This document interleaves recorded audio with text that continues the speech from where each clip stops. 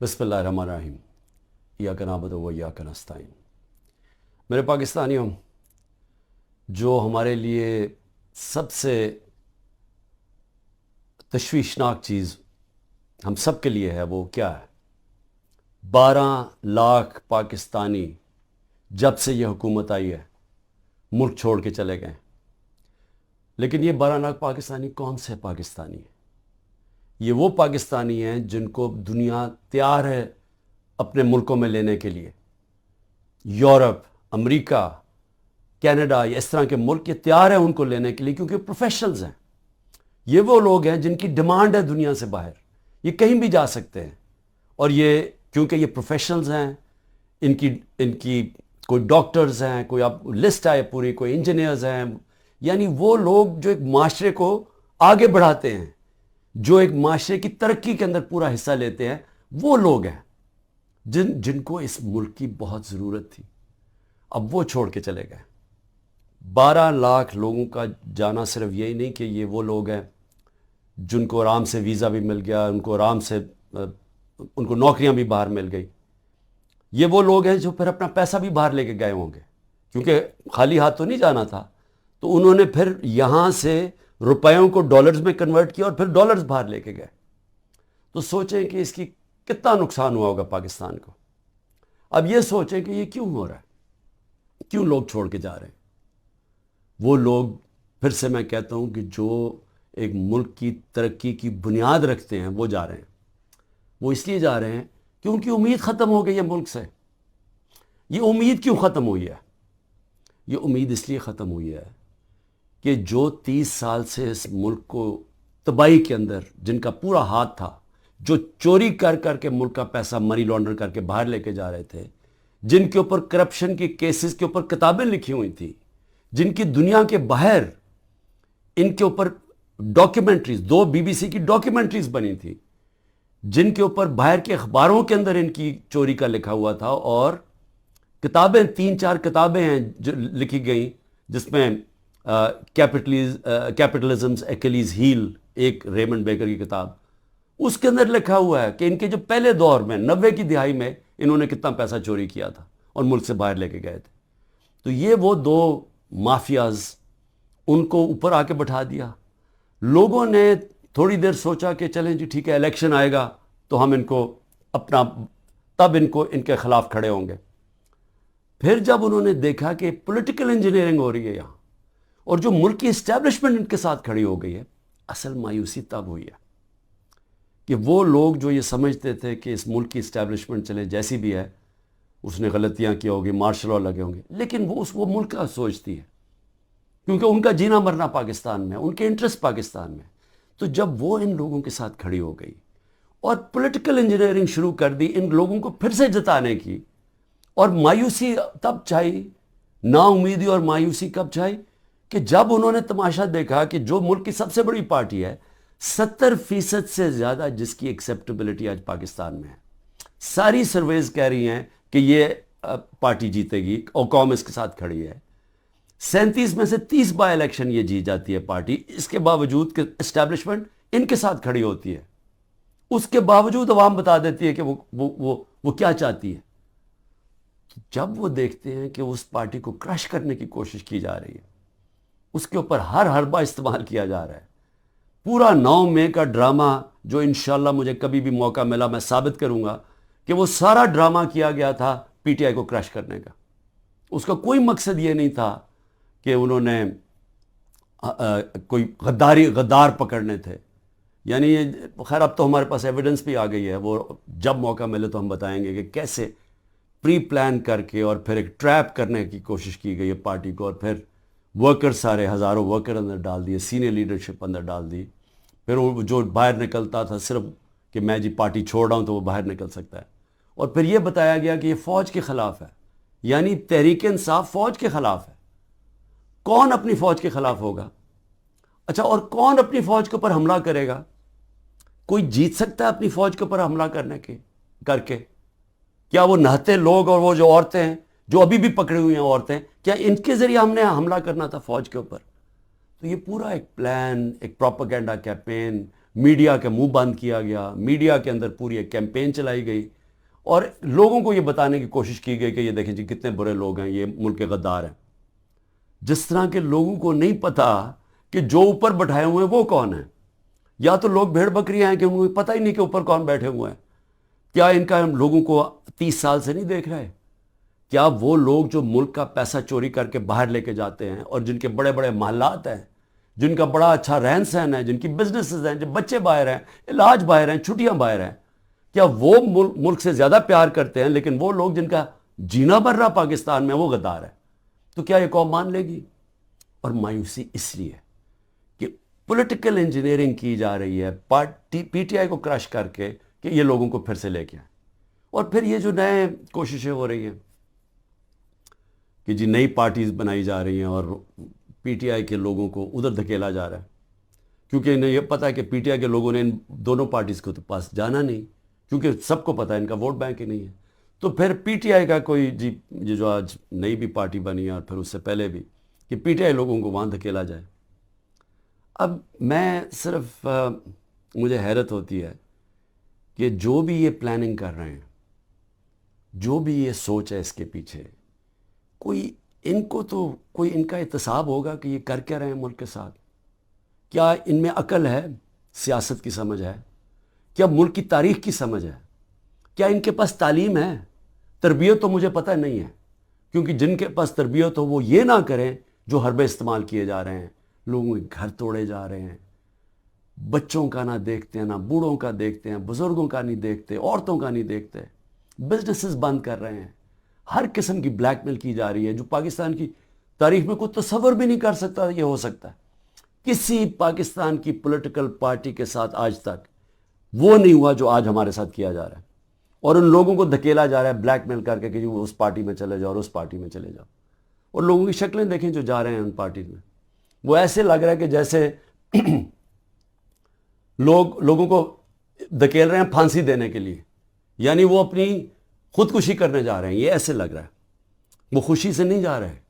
جب لوگوں کو لے کے اس طرح لے کے جا رہے ہیں بلیک میل کر کے، زیادہ تر بلیک میل کر رہے ہیں، اور ان ساروں کو کئی تو دو تو میں دیکھ رہا تھا جیل سے سیدھا وہاں لے گئے ہیں. تو وہ کیوں اس طرح ان کی شکلوں میں خوشی کیوں نہیں ہے؟ کیونکہ ان کو پتہ ہے کہ ان کی سیاسی موت ہے. ان کو پتہ ہے کہ پبلک نے ان کو ووٹ نہیں کرنا. اور اگر کسی کو شک ہے تو یہ انشاءاللہ جب بھی، اب تو الیکشن لگ رہا ہے کہ انشاءاللہ ہو ہی جائیں گے، وہ جب بھی الیکشن ہوں گے تو آپ کو نظر آ جائے گا کہ لوگوں نے ووٹ کس کو ڈالنی. لیکن میں تو وہ سوچ رہا ہوں کہ کیا لوگوں کو جو یہ کر رہے ہیں پیچھے بیٹھ کے، جو برینز بیٹھی ہوئی ہیں، کیا ان کو سمجھ نہیں آ رہی کہ گراؤنڈ کے اوپر سچویشن ہے کیا آج پاکستان میں؟ کیا ان کو یہ نہیں پتا کہ یہ پہلی دفعہ 1970 کے بعد پاکستان میں یہ ماحول بنا ہے کہ نظریہ، پہلی دفعہ نظریاتی پولیٹکس ہو رہی ہے. ووٹر نے نظریے کے اوپر ووٹ ڈال لی ہیں، شخصیتیں ختم ہی ہو گئی ہیں. آپ جو مرضی کر لیں کہ جتنے جو 1970 میں کیا ہوا تھا، بڑے بڑے نام تھے، ایسے نام تھے کہ انہوں نے کہا ہمیں کیمپین کرنے کی ضرورت نہیں ہے 1970 میں. تو ایک دم نظریہ ویسٹ پاکستان میں آیا اور 84 سیٹیں جیت گیا 137 میں سے ذوالفقار علی بھٹو. لیکن اس سے بڑا جو سیلاب آیا وہ اس پاکستان میں آیا. میرے خیال میں 168 میں سے 162 سیٹیں جیت گیا مجیب الرحمان. اور وہ کیا چاہ رہا تھا؟ انصاف چاہ رہا تھا. وہ بھی حقیقی آزادی کی بات کر رہا تھا. وہ بھی یہ کہہ رہا تھا کہ ہمیں جو ہمارا حق ہے وہ نہیں مل رہا، ہم آزاد نہیں ہیں. جو کہ آج یہ 27 سال سے تحریک انصاف کہہ رہی ہے، انصاف کی تحریک، کہ انصاف انسانوں کو آزاد کرتا ہے. تو وہ بھی یہی کہہ رہا تھا. وہ اس وقت پاکستان سے علیحدہ نہیں ہونا چاہتا تھا. اس کے آپ پڑھ لیں 6 پوائنٹس، وہ صرف انصاف چاہ رہے تھے. اور جو ہوا اس کے بعد وہ یہی ہوا کہ مس ریڈ کیا گیا، مس کیلکولیشن ہوئی، صحیح معنی میں جائزہ نہیں لے سکے ایک سچویشن کا، سیاسی سچویشن کا، اور ملک ٹوٹ گیا. آج پھر وہی ہو رہا ہے. یہ جو بنائے جا رہے ہیں لوگوں کو، اور یہ جو پارٹیز بنائی جا رہی ہیں، اور یہ جو لوگوں کو دھکیلا جا رہا ہے، اور جو ہمارے لوگوں کو توڑا جا رہا ہے، تو یہ کیا یہ سمجھ نہیں آ رہی کہ گراؤنڈ کے اوپر سچویشن وہ 1970 والا ہے. نظریہ کی پولیٹکس آ گئی ہے پاکستان میں. کیا یہ بائی الیکشن پہ نہیں نظر آیا کہ قوم نے کیسے لوگ نکلے ہیں، اور پہلی دفعہ sitting government back by the establishment, وہ ہار جاتی ہے. تو ادھر نہیں اندازہ ہوا کہ کس طرف قوم جا رہی ہے، وہ اس سے اور زیادہ آگے نکل گئی ہے. میرا یہ تجزیہ ہے. وہ آدمی جس نے زیرو سے پالیٹکس شروع کی، زیرو سے، کوئی میرے باپ دادا کوئی پالیٹکس میں نہیں تھا. میں نے زیرو سے ایک پارٹی بنائی اور آہستہ آہستہ آہستہ، کوئی شارٹ کٹ نہیں لیا. حالانکہ مجھے جنرل مشرف نے آفر بھی بڑی آفر کی تھی جب میں اپنی ایک ہی سیٹ جیتا تھا کہ ان کے ساتھ مل جاؤ. کوئی شارٹ کٹ نہیں لیا، بڑا لمبا راستہ لیتے لیتے پارٹی بنائی، اور وہ پارٹی بنتی بنتی پاکستان کی سب سے بڑی پارٹی بن گئی. تو مجھے تو سب سے زیادہ اندازہ ہے جو کسی کو نہیں ہے پاکستان میں، کسی کا وہ تجربہ ہے ہی نہیں جو میرا ہے. کیونکہ یہاں تو ساری بنی بنائی پارٹیز کا حصہ تھا، یا کسی کا باپ تھا یا کچھ تھا، یا نانا تھا یا ماں تھی پالیٹکس میں، یا کوئی لیڈر تھے. یہ تو اس طرح بنے. یا وہ جنرل ضیاء نے اور جنرل جیلانی نے شفقت کر دی بہت بڑی ایک بزنس مین کے اوپر، اور وہ پولیٹیشین بن گیا، اور اب اس کے بچے تیار ہو گئے ہیں سارے. لیکن انہوں نے کوئی خود تو پارٹی نہیں بنائی، انہوں نے خود تو زیرو سے کوئی پارٹی نہیں بنائی. تو میں آج آپ کو کہہ رہا ہوں کہ عوام جدھر کھڑی ہے، یہ جو بھی حرکتیں کر رہے ہیں، اس سے صرف نفرتیں بڑھ رہی ہیں. اس سے کوئی الیکشن کے اوپر جو بھی کیلکولیشن ہے یہ غلط ہونے والی ہے. یہ جیسی جب الیکشن اناؤنس ہوں گے، پلان بنا ہوا ہے عمران خان کو ڈسکوالیفائی کرنا. بڑی تیزی سے کیسز آگے بڑھائے جا رہے ہیں، اور بڑی کسی تیزی سے کہ کسی نہ کسی طرح اس کو ڈسکوالیفائی کرو اور یا اس کو جیل میں ڈالو. اور وہ میں تیار ہوں اس کے لیے. مجھے پتہ ہے کہ میں نے اپنی ساری پارٹی کو بتا دیا کہ یہ اگلے ہفتے سے پوری تیاری کر لو کہ میں آپ کے ساتھ نہیں ہوں گا، تو اس کی بھی میں تیاری کر رہا ہوں. لیکن میں کچھ اور کہہ رہا ہوں، کیا اس سے یہ پولیٹیکل انجینئرنگ کامیاب ہو جائے گی؟ میرے خیال میں اتنا زیادہ دھاندلی کرنی پڑے گی کہ سارا الیکشن کا پروسیس ہی ختم، ڈسکریڈٹ ہو جائے گا. جس طرح وہ سندھ میں الیکشن کرواتا ہے وہ زرداری، وہ الیکشن تو ہوتا ہی نہیں ہے. پولیس پوری پکڑ کے لوگوں کو اندر ڈال رہی ہے، باقی جو یا پیسے دے کے خرید لو اور یا پھر جیل میں ڈال دو، اور اس کے بعد الیکشن کروا دو. یہ تو الیکشن نہیں ہے، یہ تو جو لوکل گورنمنٹ الیکشن یا بائی الیکشنز میں. تو جو اصل الیکشن ہے پاکستان کا، اور 25 کروڑ لوگوں کا الیکشن ہے، اگر یہ الیکشن ٹھیک نہ کروایا گیا، اس کے اپنے اثرات ہیں. وہ اور ڈی اسٹیبلائز کرے گا. اس ملک کے اندر سیاسی استحکام آئے گا ہی نہیں، اور جب تک وہ نہیں آئے گا تو میں بار بار کہتا گیا تو معاشی استحکام نہیں آ سکتا. تو ہم تو اور ڈوبتے جائیں گے، جو قرضوں کے اندر ہم ڈوبتے جا رہے ہیں. آمدنی سکڑتی جا رہی ہے، قرضے بڑھتے جا رہے ہیں، قیمتیں بڑھتی جا رہی ہیں، لوگ غربت کی لکیر سے نیچے جا رہے ہیں، بے روزگاری بڑھتی جا رہی ہے. تو ہم تو اس طرف جا رہے ہیں. تو وہ تو تب ہی ٹھیک ہوگا جو کہ صرف صاف اور شفاف الیکشن سے ملک بچ سکتا ہے. لیکن اسٹیبلشمنٹ دوسری طرف لے کے جا رہی ہے. چھوٹی چھوٹی پاکستان میں پارٹیز چھوٹی چھوٹی لے آئیں. پلان تو یہ ہے کہ وہ ہر کسی کو تھوڑی سیٹیں دلوا دیں، وہ سارے اوپر، اور اوپر سے پھر اسٹیبلشمنٹ کنٹرول کرے گی پاکستان کو. تو اس سے تو ملک ٹھیک نہیں ہونے لگا. جو ملک کی ضرورت ہے وہ اس کی اپوزٹ ہے، وہ بالکل متبادل ہے اس کے. اور وہ کیا ہے کہ صاف اور شفاف الیکشن ہوں، ایک پبلک مینڈیٹ سے پارٹی آئے پاور پہ، اور وہ پھر رول آف لا قائم کرے. دیکھیں جو لوگ چھوڑ کے جا رہے ہیں وہ جنگل کے قانون سے بھاگ رہے ہیں. تو جب وہ دیکھتے ہیں کسی کے گھر میں بھی توڑ کے گھس جاؤ، بیوی بچوں کو پکڑ لو، رشتہ داروں کو پکڑ لو، بزنسز بند کر دو، تو خوف آ رہا ہے لوگوں کو. پہلے تو کبھی ایسے سنتے ہی نہیں تھے، نہیں تو بیچارے غریب لوگوں سے ایسے ہوتا تھا نا. یہ میں اپنی پارٹی کو پہلی دفعہ میں اپنی پارٹی کو کہتا ہوں، جو ہمارے سے ہو رہا ہے یا کمزور سے ہمیشہ ہوتا رہا پاکستان میں جب طاقتور کے سامنے کھڑا ہوتا ہے. اور اسی لیے ملک آگے نہیں بڑھ سکتا، کیونکہ اس ملک کے اندر انصاف ہی نہیں ہے. تو یہ تو انصاف کی ساری حدیں ہی توڑ دی ہیں. یہ تو وہ نظام آ گیا جو کہ ہم کوئی تصور ہی نہیں کر سکتا تھا کہ پاکستان یا دنیا کی کسی جمہوریت میں آئے. تو جب اس طرح کے حالات ہیں تو لوگوں کی نا امیدی تو بڑھنی ہے، مایوسی تو بڑھنی ہے، لوگوں نے تو جانا ہے چھوڑ کے. اس لیے میں آخر میں یہ کہنا چاہتا ہوں کہ یہ جو ایکسپیریمنٹس کر رہے ہیں یہ پہلے فیل ہو چکے ہیں، اور اس ملک کے اندر جو 90 کی دہائی کی سیاست تھی وہ ختم ہو چکی ہے. جو جنرل مشرف نے کاف لیگ بنائی تھی وہ دن چلے گئے ہیں.